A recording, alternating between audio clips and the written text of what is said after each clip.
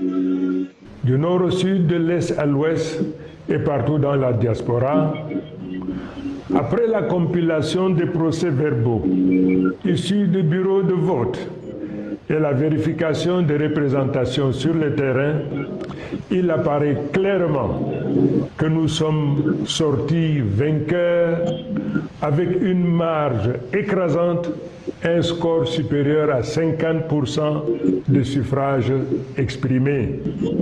Un tel rejet, un tel désaveu prescrit au président sortant de faire preuve de courage, d'humilité, et au nom de la démocratie et des us et coutumes, appeler le vainqueur, le féliciter et lui notifier sa disponibilité à organiser une transition heureuse, mettant notre nation à l'abri de soubresauts et convulsions qui naîtraient d'une transition subie et non préparée.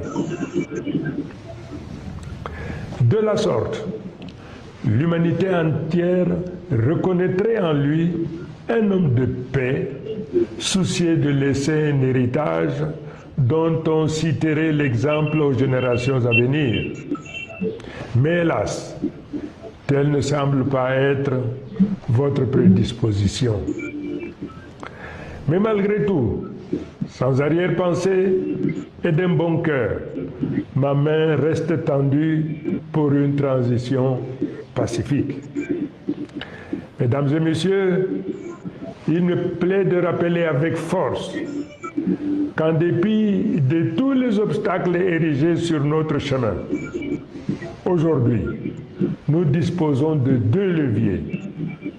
Celui qui confère l'adhésion populaire massive telle qu'illustrée lors de nos meetings et le respect scrupuleux du Code électoral en son article 113 qui nous autorise à porter à la connaissance du public des résultats tels que nous les avons énoncés. Incontestablement, ces deux leviers font de moi le président de la République légal et légitime.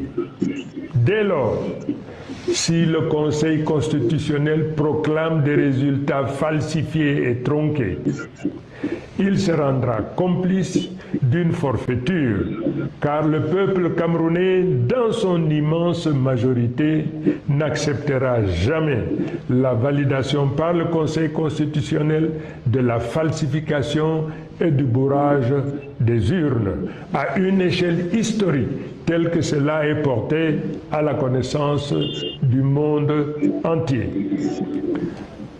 Le peuple ne se laissera pas faire. Le peuple est déterminé à se battre face à un régime autiste, à la souffrance et aux difficultés du peuple, confronté à un désarroi d'un lendemain incertain. Ce peuple, qui se trouve le dos au mur, n'aura pas de choix que de prendre en main son destin et d'aller chercher cette victoire partout où elle se trouve. Nous avons pris à témoin la communauté internationale. Nous avons pris à témoin les pays voisins. Mais de manière subliminale, tous nous répondent que personne ne viendra faire notre travail à notre place. À chacun d'entre nous donc d'aller au tréfonds de son âme pour libérer les forces d'audace, de courage, de mission. Car comme dit l'adage, il n'y a point de dignité pour celui qui attend tout de l'autre. D'autres peuples qui se sont retrouvés dans une situation comparable ou analogue à la nôtre ont résolument pris leur destin en main et ont fait ce qui devait être fait. Le Cameroun est une grande nation Le peuple camerounais est très grand, un très grand peuple, et de par le monde.